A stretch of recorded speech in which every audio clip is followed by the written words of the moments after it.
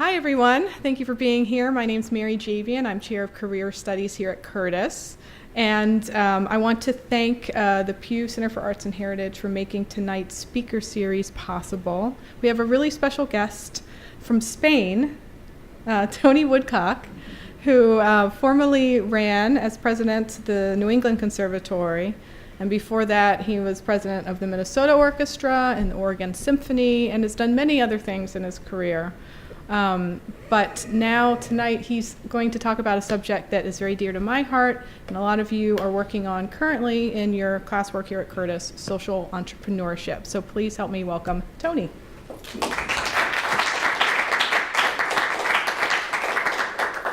Thank you, Mary, very much for those kind words. And it's an absolute delight to be back at Curtis and have the opportunity of speaking about a subject that is an absolute passion for me. But I can't speak to you tonight until all of you move down to the front. Mary, if you could let me have that list, that would be... Oh, sure. Yeah.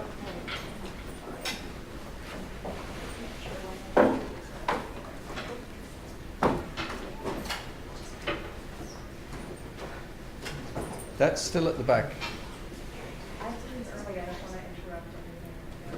You're still at the back, though. Okay, that's good. I once did a talk where it was a very large hall, and we had it set out for about 400 people, and about 100 people turned up, and all 100 people sat at the back. Yeah. And so what I did was I turned the whole thing around, and I gave the presentation from the back of the hall. So no one could say, oh, we're staying at the back. They were all in the front. And they had, I think, a much better experience as a result of all of that. Well, that's what I think anyway. I understand from Mary that all of you, or most of you at least, are very much involved with a new syllabus to do with social impact projects. Is that correct? Yeah? And some of those projects have taken you to work with prisons, with hospices, with schools. Is that... Am I sort of getting it fairly right? Can anybody just give me an instance of your experience doing a social impact project? Yep. The residency at the Mary said at the Philharmonic school, which is like a gateway school, and we're working every week there with the kids, so like we're teaching them German music. Yeah. And how do you find that? Thank you. Well, it's great. It's quite. We've been going for like 4 weeks or something, and then we felt like we actually made more impact than we thought we would. That's great. And the kids responded, has been responding so well, and it's quite amazing because like the fact that they only have one, I guess they only have funding for one teacher, a music teacher for the whole school, and he comes only on Tuesday. And it's kind of a special case because it's not like a music class, but the teacher would like pull kids out of the other classes throughout the day, and for him to like work with how many students? I don't even know. Like, 20 students. Fantastic. It's quite difficult for him and for us to go and basically help him with that Okay. for other people. Suella, you're part of this project. Do you want to say a few words? I agree with. No, you can't say that's not a few words. What's your experience of doing this? Well, like we said, a lot of kids don't have individual attention with private lessons, and they don't actually know how to read actual stats from class, and we just give them a little more individual attention that way so they can learn by themselves. Okay. It was actually, I'm sorry to add, but like that was like a really good story last week that there was one kid that actually quit right before we started the session, and he went to talk to the music teacher, and he said that he didn't feel good about himself because he switched to viola the week before, and he couldn't read the clef, and he just felt bad about himself, and he just quit. And All viola players have that problem. it's not really music. And so like I asked the music teacher to ask him to come back just for one more time, and and this time I worked with him on just reading the clip, understanding the clip, and just for him to understand it's actually not that different, and he was so excited, and he was just Fantastic. and I feel like that's the kind of thing that we didn't expect. Great. Congratulations. Anastasia, what are you involved with? I did a project on last semester, so I'm hoping this ebook were currently in a difficult living situation.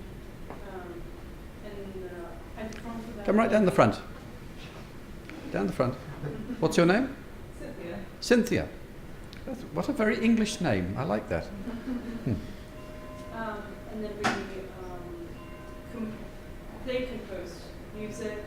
So TJ and your brother, it's basically their project as the artist here. Yeah. They give instruments and show them pictures, Mm-hmm.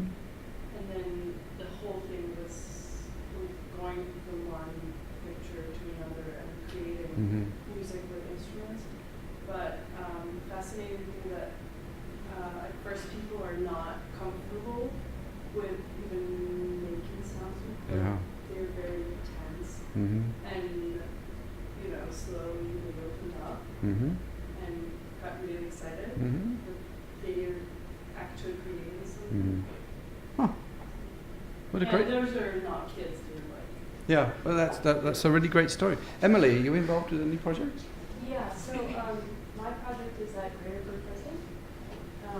So I co-lead a workshop in songwriting composition Mhm. for 25 inmates there. And we are going to record and produce an album of their songs to be released in 2018. Wow. That is an incredible story. That really is. I hope you get a lot of PR with that one, because then what I'm hearing, and you should have cameras up here, because when you're speaking about your project, you're all smiling. So you're obviously getting, I'm not even going to ask whether you're getting fulfillment. I can see that you're getting a lot of fulfillment from what you're doing. So congratulations, bravi. And bravi to Mary and to the school as well for showing this type of leadership. This, I think, is going to help transform the way musicians are trained and allow many musicians to make the sort of contribution to society that I think is absolutely central. So let's just take a look here as to what we're going to be covering this evening. So you see the last one there, assignment. What does that mean? I'm actually going to give you an assignment tonight. I'm going to break you into groups and ask you, and it's the next slide, so you'll see what I have in mind. But I'm just really interested to understand how creative you can be. My expectations now are incredibly high. And when I've given this assignment to other schools of music and conservatoires in Europe, I've been absolutely staggered, not just staggered, but I've actually felt deeply emotional about some of the ideas people have come up with. They really have shown wonderful leadership. So that's the assignment, which I'll speak about in just a second. My background, Mary mentioned some of the things I have been involved with. I've been around a long time. I've been around the track many times. If I was to connect the dots of what I've been trying to do over all of this time called a career, it's really to look at the role of musicians and the role of artists in the wider community.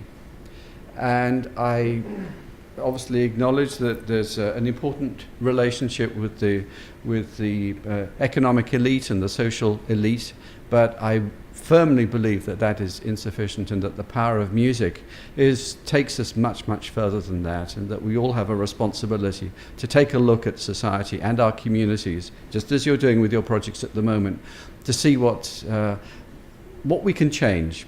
Because if we can just change it a little bit, it means that we've started to change the world, and I think it really needs changing.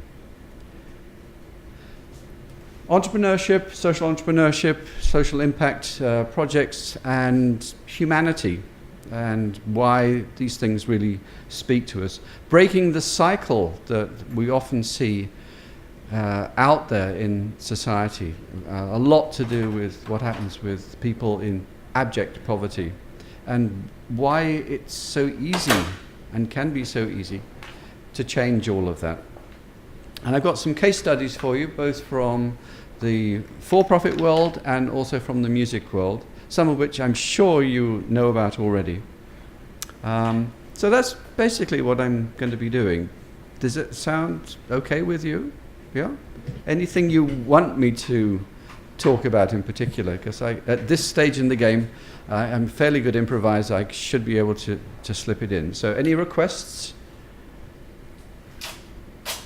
Well, I'll return to that. You can ask me questions as we go along, or you can add to what I'm saying, or you can disagree violently with what I'm saying. I think this is a discussion. So here's your assignment.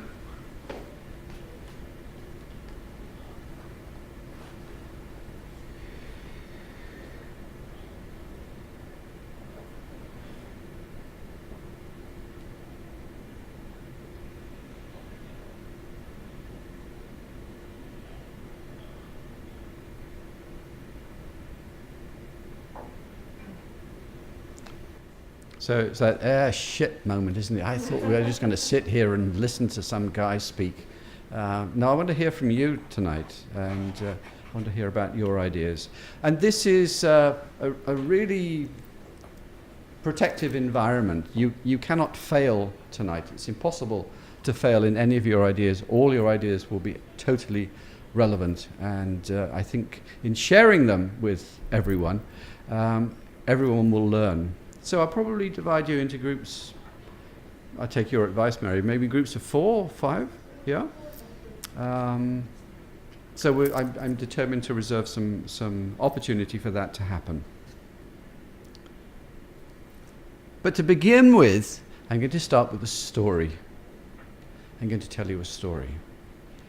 It's always fascinating whenever you say that to people. The level of comfort in the room just goes, oh, I can listen to a story. I think we're all hardwired to really appreciate stories. If it's the Bible, Shakespeare, the Odyssey, Game of Thrones, Westworld, we all adore stories. And I'm going to tell you a story which is absolutely 100% true. I'm going to be telling you the truth tonight. I know that's not very fashionable these days, but I feel that this is my role. Everything I will tell you is documented. Everything I'm going to tell you is verifiable. This is not a fairy story. This is an incredible story of social entrepreneurship, a story which is about identifying need, identifying opportunity, and then creating something. And I think that's the 3-part sequence for me. Discovering the need, looking at the opportunity, and then imagining and creating a program that can solve all of that and provide value.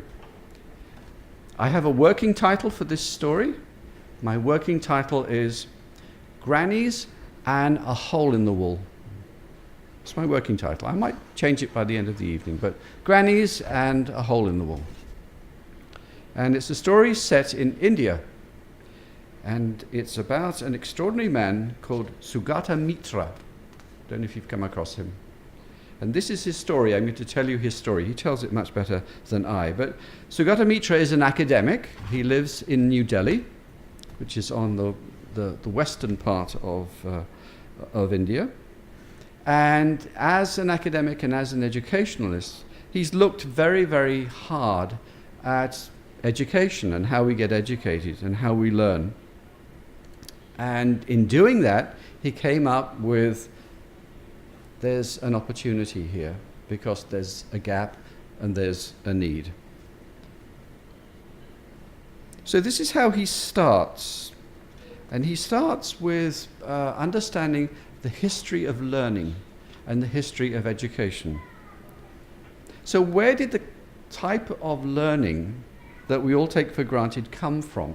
And this is as true in India and England and America, even now, as it was decades ago. Our system of education is about 300 years old, and it was created by the biggest empire the world has ever known, the British Empire, which during the 19th century ruled about a quarter of the world. This is something that you sort of take for granted in history lessons. They did that. The big question is, how on earth did they do that? They did it all in the 19th century without computers, without telephones, let alone smartphones, with the only means of travel by ship. They ran the planet on bits of paper and memorandums, and they put it all through a huge bureaucratic administrative machine. They needed lots and lots of people to run this people's computer, I will describe it as. And they all had to be identical. They had to have 3 skills. They had to have good handwriting. This is before the age of the typewriter. The typewriter emerges in about 1860 and doesn't catch on for a while. So most of the 19th century is spent with people writing things out. They had to be able to read, and they had to be able to do math. Those were their 3 skills. They had to be completely identical in their skills, so that if they needed replacing within this huge machinery, it could happen without pause, so that anyone could function anywhere effectively at any time. I think there are parallels to this at the moment, with many people saying that education should be about STEM. You've come across this? Science, technology, engineering, math. Basta, that's it. They don't think of it as being anything more than that. Liberal arts and the arts in general don't feature, because they want people who are replicants in many ways. So our school system is still based, in large part, upon these British principles of education, at a time when empires have ceased to exist, and where there are different and new demands in the world. So Godin Mitra maintains, and this is a quote from him, "Schools are obsolete. They are not broken. In fact, they function well, but this way of learning is out of date. Are our present-day schools, and indeed universities, preparing children for the new world in which we live?" So that's the introduction to his story. And this is what he did. He observed the world of learning and all the opportunities for the rich and for the poor. He was very much taken by stories of rich kids who could do anything they wanted on computers, and their parents were always talking about them, how wonderful they were, and they could do this and that. And he thought, is it only rich people who have extraordinarily gifted children? What did the poor do wrong? So he wanted to test this idea. So he was living, and his office was in New Delhi, and it was surrounded by a huge slum. Has anybody here been to India? When I talk about slums in India, you're talking about something quite extraordinary. If you've seen Slumdog Millionaire, the movie, it'll give you some idea of what those places look like. So he wanted to test an idea. So he built a hole in the wall between the boundary fence separating his office from the slum. It was right next door. And in the hole in the wall, he put a computer. And the computer was encased in cement, and it had a mouse that was also separate, but could be worked very, very easily. So it couldn't be moved, but it was accessible. And it was put behind a glass screen, fully functional, a mouse, all the rest of it. And he wanted to see what would happen with these kids, these 10-year-old kids and less than that. What would they do with this? They had no English and they had no education. So when he put the computer there, they all scurried around him. They said, well, what is this? And why have you put it here? And he said, See if you can make it work. And he left, and he just waited to see what would happen. So he came back several weeks later to find all these kids under the age of 10 working happily on the computer and teaching each other. He was completely amazed, and the only explanation he could come up with was that some passing computer programmer had stopped and told the kids how to do it. It's the only way he could explain this experience. So he decided to repeat the experiment, this time in a remote village 300 miles away from New Delhi, where no computer programmer had ever been. Again, he left the computer fully powered in a hole in the wall, with a mouse available, but no explanation. He came back 3 months later, and all the children under the age of 12 were all happily playing on it. And they said to him, "We want a better processor and a faster mouse." "How do you know all this?" he said. "You gave us a machine that works in English, so we had to teach ourselves English in order to find out how it works." And they said that in a very irritated voice. And they were all 8-year-olds and 10-year-olds teaching 5-year-olds and 6-year-olds. He discovered, and this is all verifiable, there are great reports on all of this, you can take a look at it if you so wish. He found that in 9 months, a child would be able to acquire, in any language, the same computer skills that an office worker in the West possesses. That's quite something. What else could they do? He wanted to sharpen their language skills, so he introduced an app on pronunciation. It's basically a text-to-speech engine, and it accepts your speech if it's correct, so you have to keep repeating. And he felt that if they had that as a skill, it would give them an enormous advantage when they went to find employment. Then he came up with a really strange, absurd proposition. He wanted to find an experiment that would destroy everything that he was proving at that moment. So he went to a South Indian village where the children only spoke Tamil. And he wanted to test whether the children could learn all about biotechnology of DNA replication. Don't know how many experts we have in the room with that. I certainly know nothing about it. So he loaded all the information on DNA on a computer in English, and he left it for the kids there. And they said to him, "How can we understand such big English words?" He said it was topical and important, and that they probably wouldn't understand any of it anyway. So he left it for 2 months. And when he came back, the children had scored 0. So he decided to speak with them and see what their experience had been. And a little 8-year-old girl came up to him and said, "Apart from the fact that improper replication of the DNA molecule causes disease, we haven't understood anything." So he then spent 2 months working with them. And they just think where they're working. You have incredible privilege as students here. You have air-conditioned studios, you have facilities that people in these areas could barely dream of. They are working under a banyan tree in the tropics, in the humidity and in the heat, looking at a computer encased in cement. So that's the context of what they're doing.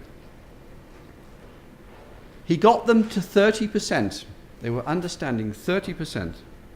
But it was still a fail. So he tried to think about how he could get them to improve still further. The kids had struck up a relationship, a lovely friendship with a 22-year-old girl who would always go and play with them. And he said to this girl, "Would you go and work with them on this project?" And she said, I don't know anything about DNA and I know nothing about computers. And he said, it really doesn't matter. What I want you to do is, I want you to be a grandmother to them. I want you to speak grandmother speak. And she said, well, what's that? Well, you have to say, how did you do that?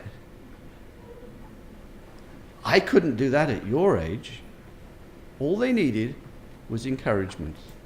We all have grandmothers, or I hope everyone has a grandmother, and that's pretty good grandmother speak. They do have that as a characteristic.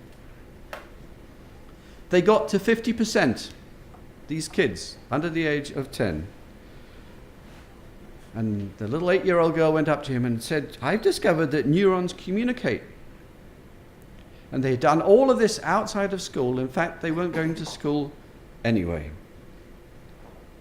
So we had an idea to build a special program called British Grandmothers, which became Grandmothers in the Cloud. And you recruited grandmothers who had wonderful communication skills, who had active lives as professionals, and they would all say, wow, how did you do that? To all these kids, 6,000 miles away, on the internet, on a different continent. What he discovered was that learning as a product of education is about self-organization. It's about letting it happen where the teacher steps back and just asks questions.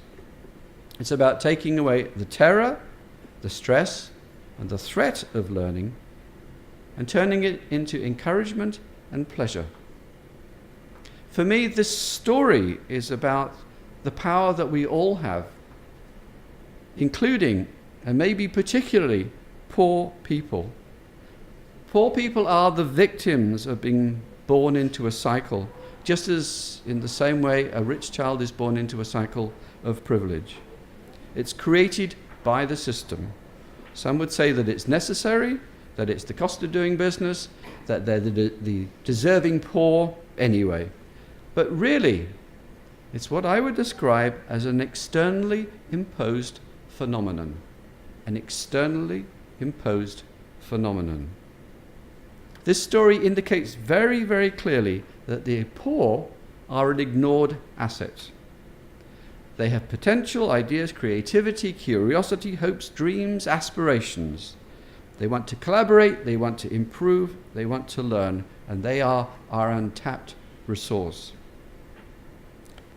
Godin Mitra has continued with his work, finding need, looking at opportunity, discovering programs. And recently he started a program in the Himalayas, which is way to the north of India, 12,000 feet up. Still the same approach, giving kids the advantage to learn themselves. And to this Himalayan village, he brought 2 computers, and he felt really desperate about that. He didn't feel that it was enough. He felt that, why couldn't he bring in hundreds of computers so that everybody had one? And in his desperation and in his frustration, he said to a little girl who was passing, he said to her, little girl, I want to give computers to everyone. How do I do it? And she looked at him for a moment and said, just get on with it. That is social entrepreneurship. That is something that is changing the world. And it was done through observation, and it was done through humanity. Let's take a look at the difference, and you have probably covered this in class anyway, between entrepreneurship and social entrepreneurship. Entrepreneurship, we all hear about it, we read about it. It's really about how you perform financially. It's the bottom line. It's about the money that you can create as a result of your ideas. Social entrepreneurship is very different. The way that it's measured is about the impact in society, what lives were saved, what lives were transformed. How many? Can it be replicated? Is it sustainable? But certainly the social entrepreneurs I know are really, really business-like and can match anyone in the so-called just purely entrepreneurial world. But what social entrepreneurs do is really quite amazing. I mean, they're looking at issues like poverty and abuse, women's rights, corruption, education, children at risk, food deprivation, housing, economic development, the environment, refugees. They are involved with everything. And a couple of things I would mention here is that they're not exclusively not-for-profits. They're a combination of not-for-profits and for-profits. They're not government agencies. They have nothing to do with a government program. They're not NGOs. These are initiatives that come from the grassroots upwards. That, for me, is their incredible strength. So let's take a look at our world. It's the world that we know. This is the world that we live in at the moment, all of us here, and it's an amazing world. We had the most astonishing discoveries ever, talking about putting people on Mars by 2025, if Elon Musk gets his way. We have beautiful cities, we have fantastic entertainment. We have never lived in a world with so much abundance, with so much privilege ever as a species. Quite incredible. We go to beautiful places. We have healthcare that can only be dreamt of elsewhere. If you look at life expectancy now, life expectancy in America during the 1830s, what do you think it was? 1830s, we're going back nearly 200 years. Sorry? 16, 15? No, 26. It was skewed because of infant mortality. Today, 50% of you have an excellent chance of reaching the age of 100. I was reading an article that in 2030, South Korea will be the country with the highest life expectancy, which will be around 90.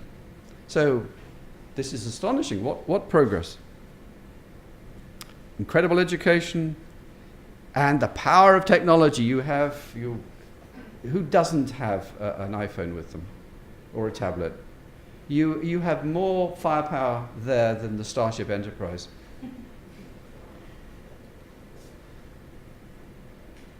And then there's the rest of the world.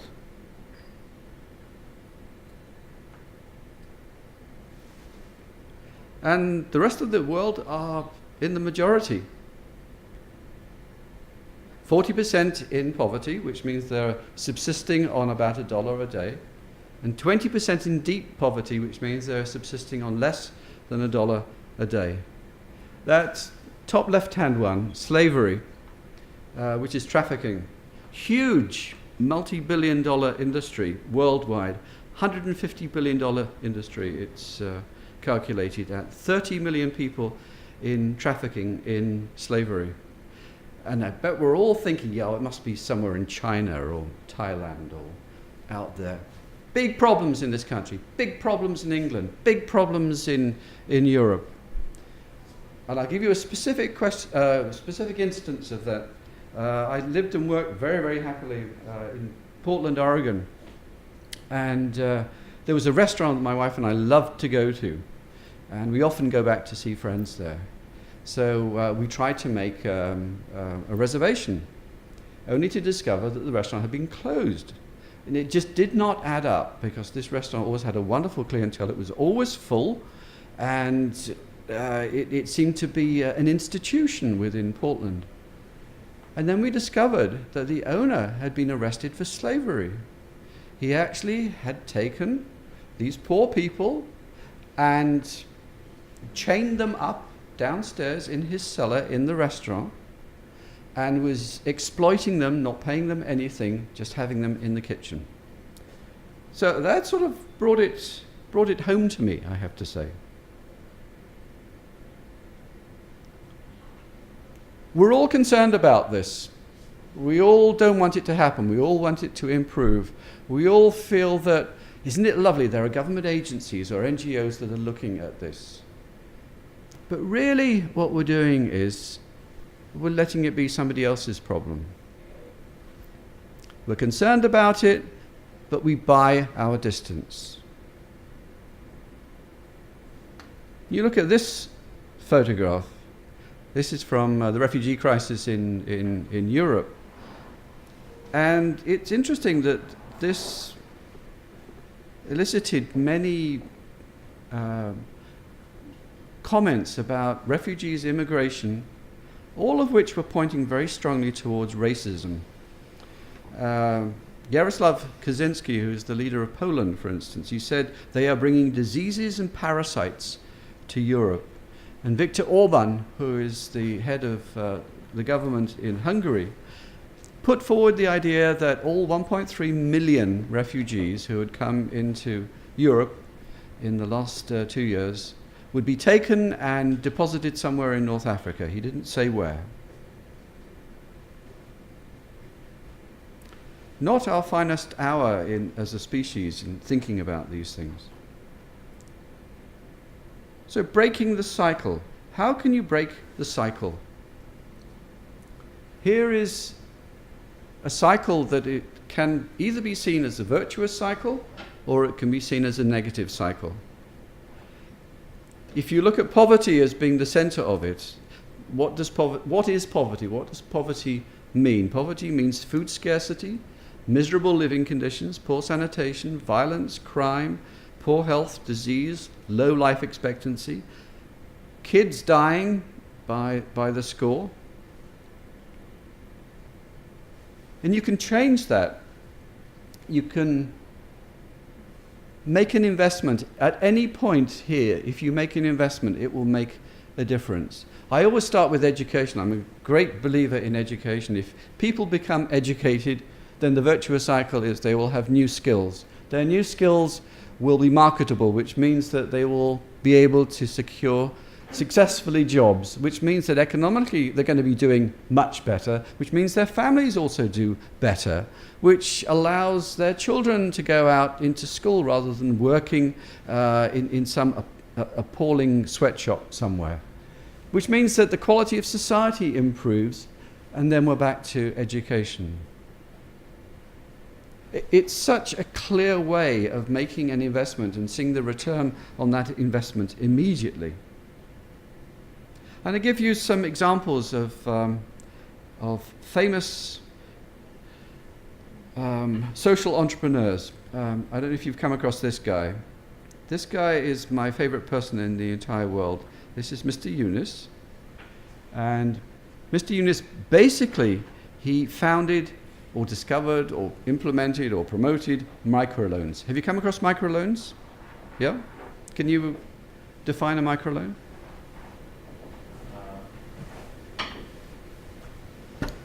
I'm not sure. I heard about them as giving a loan without, there weren't the strict rules on how to give it back with interest or something, as long as they see that whatever the person is being lent the money is doing the project they asked for. Okay, not bad, not bad. This is in Bangladesh. Bangladesh used to be called Eastern Pakistan. This is one of the legacies of the British Empire.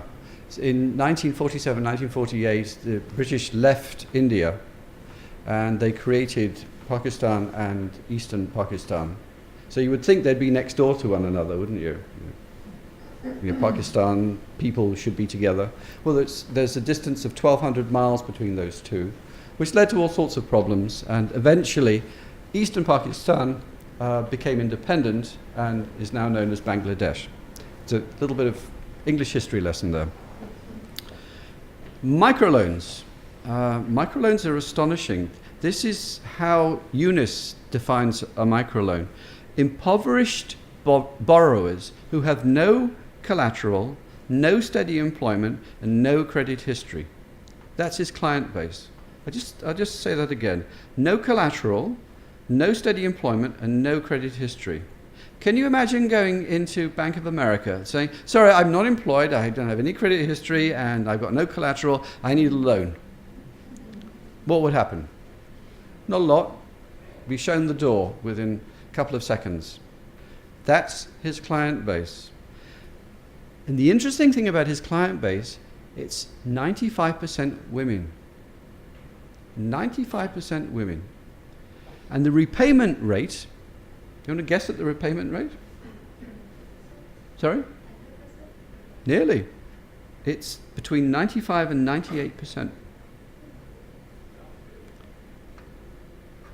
Eunice believes that the poor are smart, strong, motivated, committed, hard-working, and that they are intuitive entrepreneurs. So if in his world you're giving a microloan, this tiny little loan, to a family, let's say you're giving them $100, and let's say it's to a family who are farmers, who have livestock, it would allow them to buy more livestock, which means that they can produce more milk, which means that they will generate more money, which means that their children don't have to work in the fields, they can actually go to school and get an education, which is going to be another contribution towards what they're doing. $100 loan to a seamstress would mean that she can invest in technology. And to her, technology means a sewing machine, which means that her output is going to increase 100-fold. So she'll be able not only to support her family better, but also to provide employment for other people as well.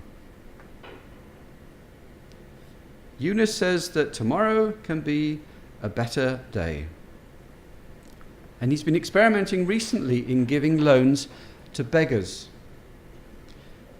500,000 beggars, in fact. Average loan of about $17.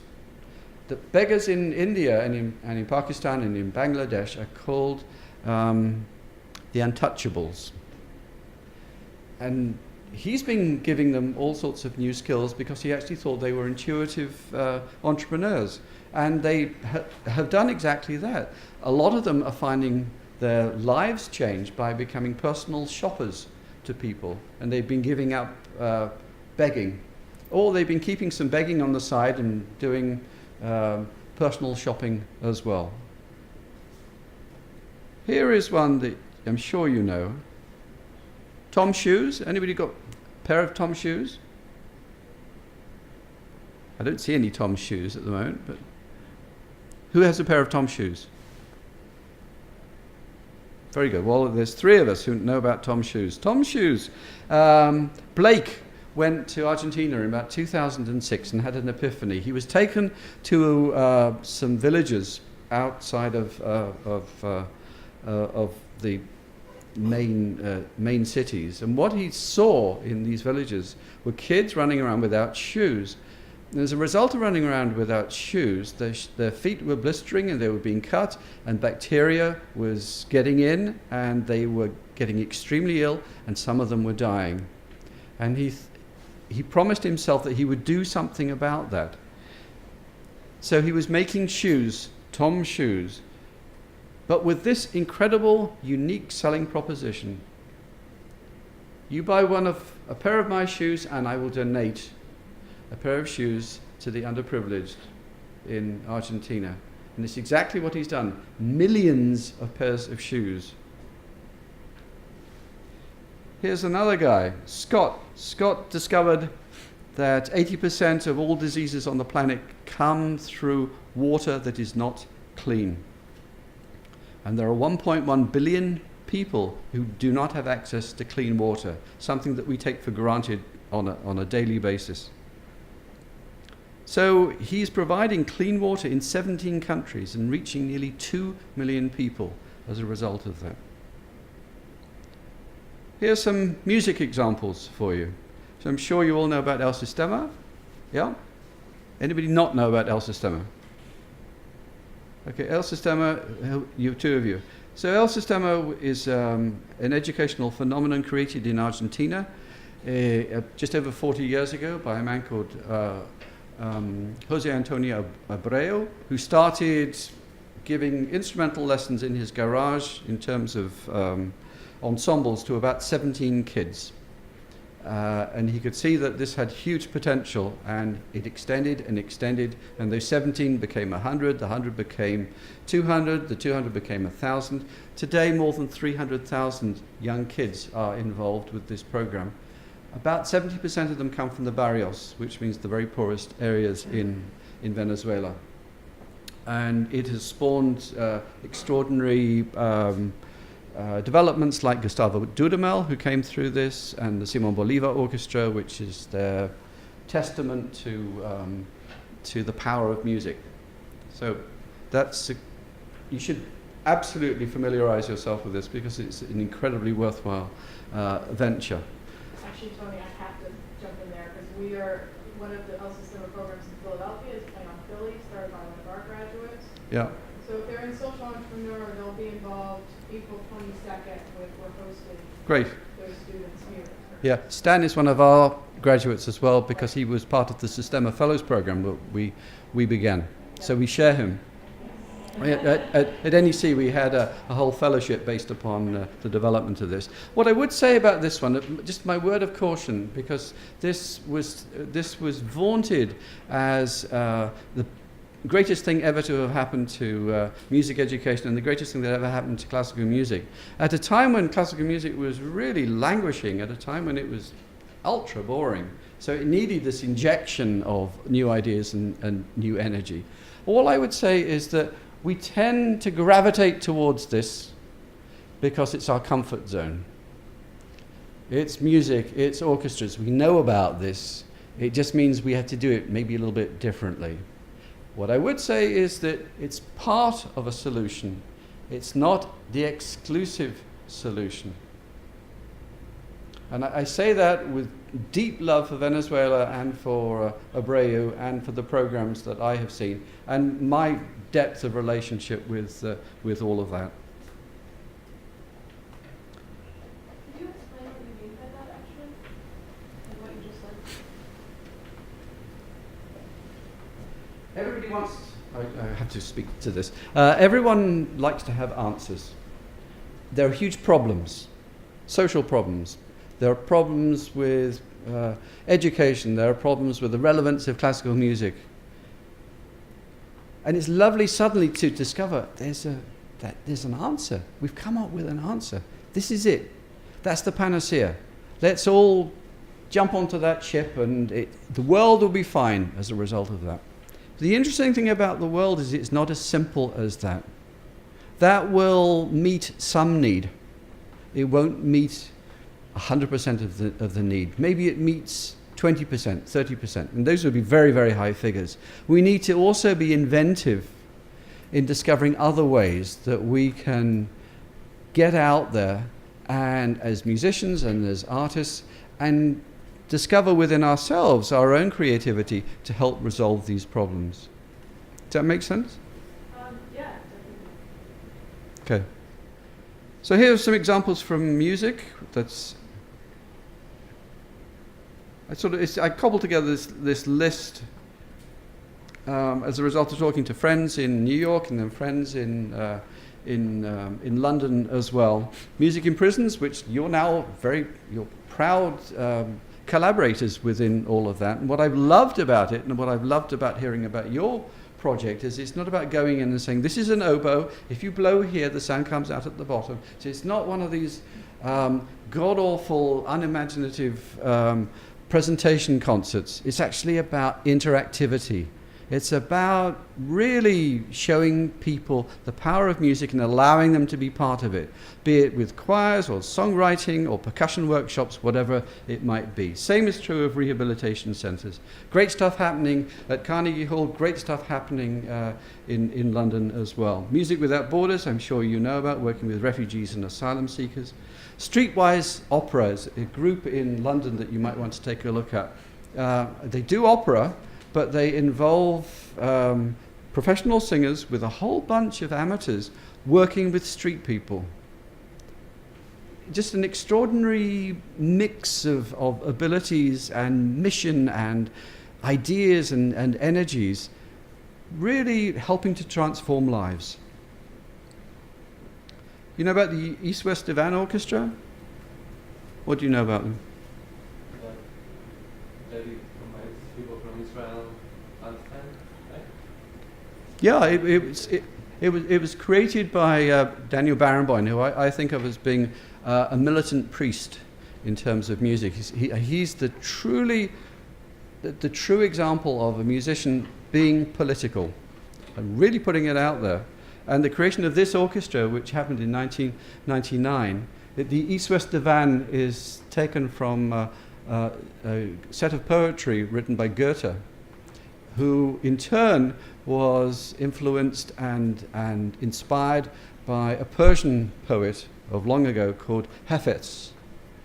Not quite Heifetz, but nearly Hafez.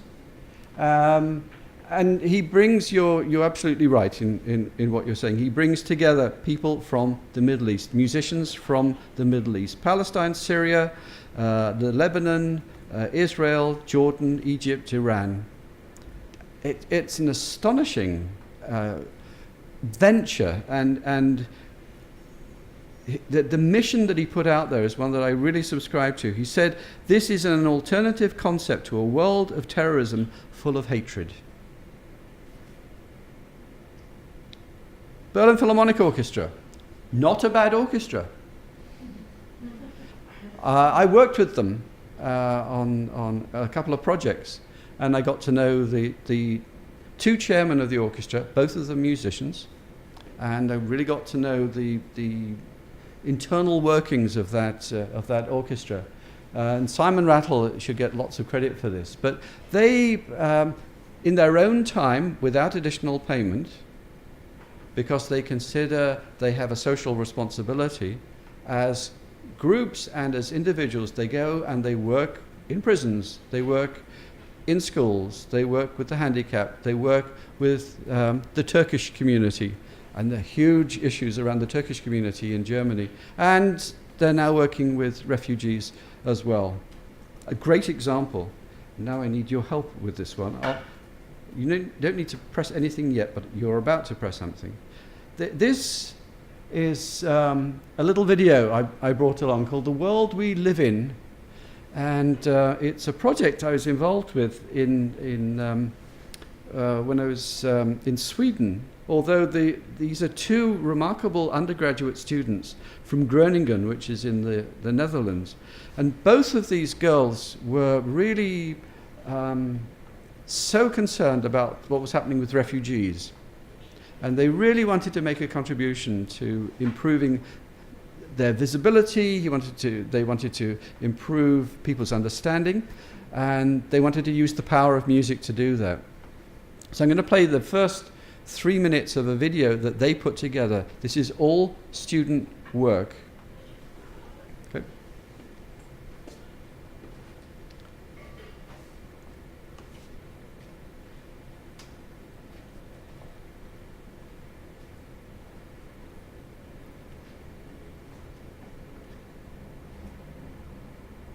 Takes a while to warm up, so yes, it's there.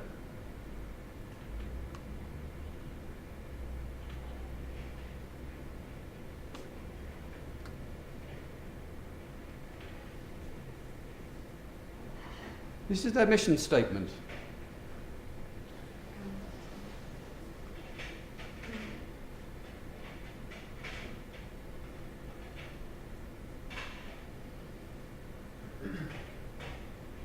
It's pretty good.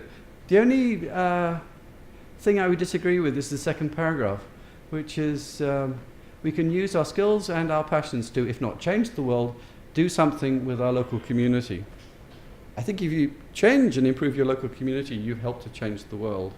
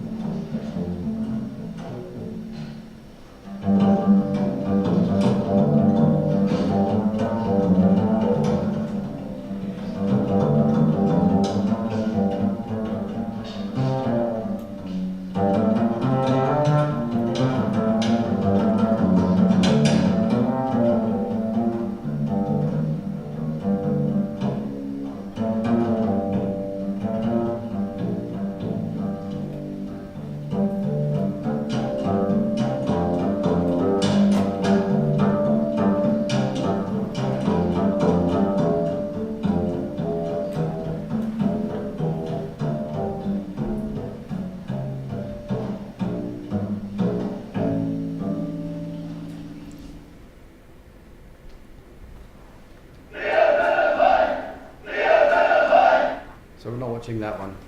That's pretty amazing, I think. Do you agree?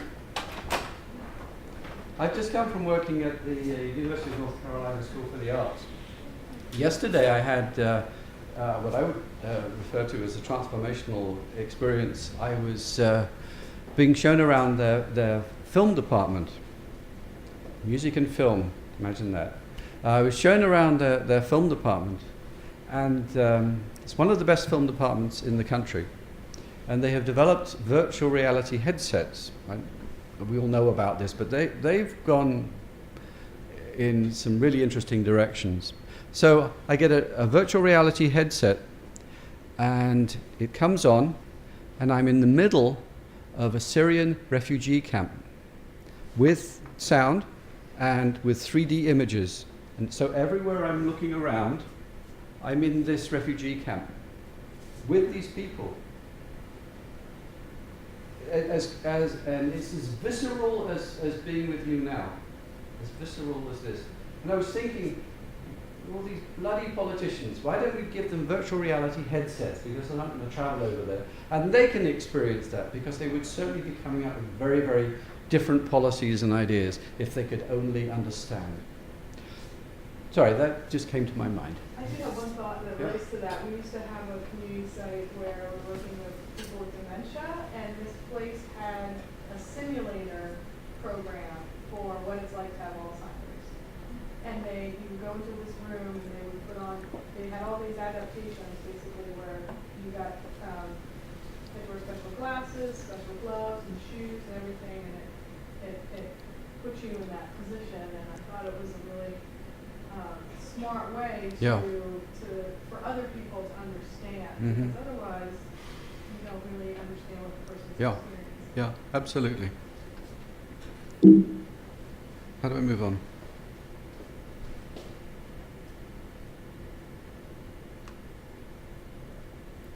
Great, thank you. London Symphony Orchestra, also not a bad orchestra.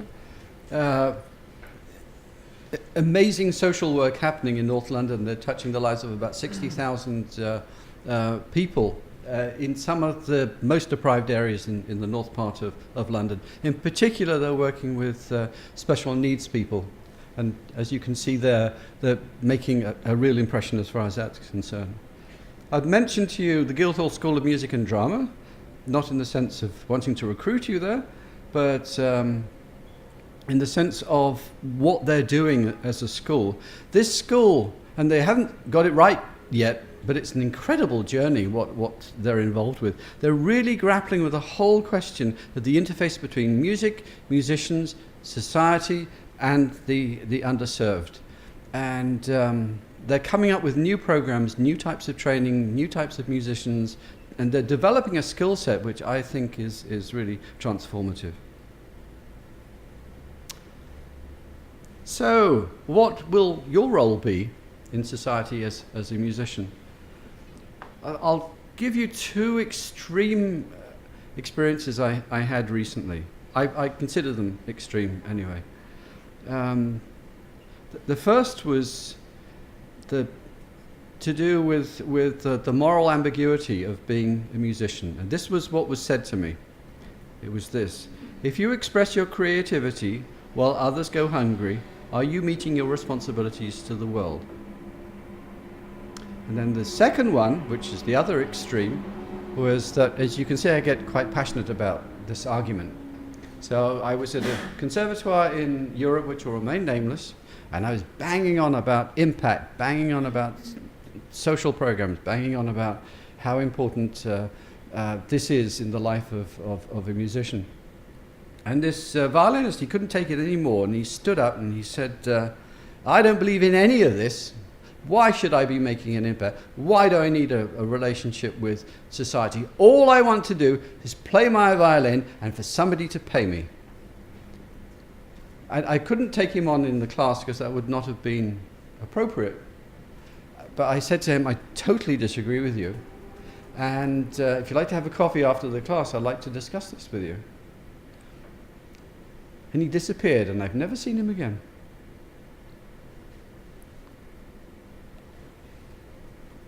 The place of art and artists, the role of musicians, I think musicians, all of you, you are astonishing people, and you have an incredible skill set.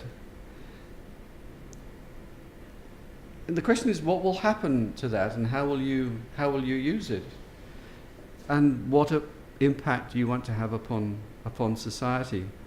What does this school need? What does any school think about in terms of training? Is it all about the technical perfection that everybody needs to have a job, or is it about something that's much broader than that, much more widely defined?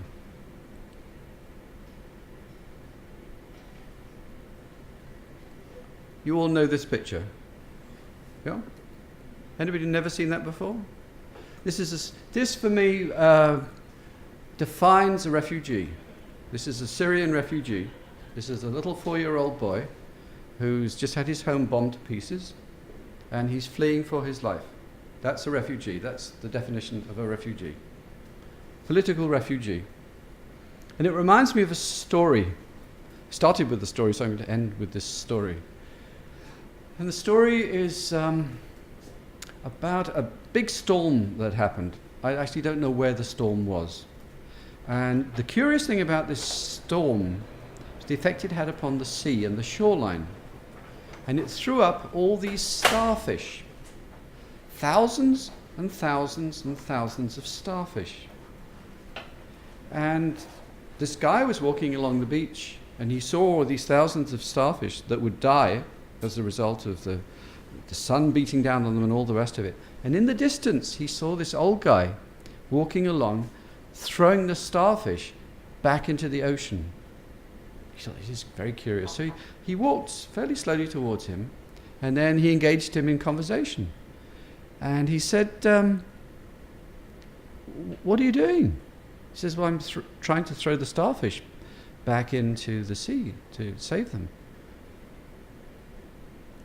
But there are thousands of him. You cannot possibly affect any form of change. And the old guy looked at him. He picked up a starfish, threw it into the ocean. He said, well, I made a difference for that one. My last slide, and then you've got time to do an assignment. I'm going to return to the Grameen Bank. Commonly shared responsibilities, leveraged to create opportunities which are sustainable. They've hit upon a big idea, and a big idea that is helping to change the world. If we all consider ourselves to be human, and to have humanity, and to have humanness, how do we want, as skilled and privileged executants, to use this in the world as well? Because it really could make a change and a difference. So if you want to continue this discussion, this is my contact information. I love Instagram, incidentally. Great fun, great fun. So that's where you will find me. Any questions? Otherwise, I'm going to take you straight into this assignment. Questions, observations? When you were at New England, Yep. what years were that, and how do you feel like the general population at the school? I knew about the Brady Fellowship, but how does the general population of students at the school view this?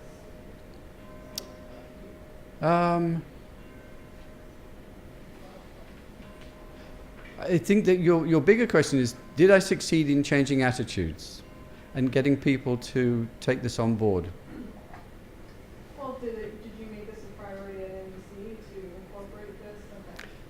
Okay. Did I make it an absolute priority? No, I didn't make it an absolute priority. I tried to introduce it. And looking back on it, I think I should have been more revolutionary. But there was the Sistema Fellows that I think helped. There was Entrepreneurship, which absolutely helped musicians. And there was a community outreach program, which absolutely gave a lot of a lot of students a wonderful experience of being in the community and working at a variety of levels. So at the end of the day, it wasn't enough. It was another example of baby steps happening. So I've become even more passionate about it, trying to encourage other people to repeat that and also take baby steps forward. Any other comments, questions?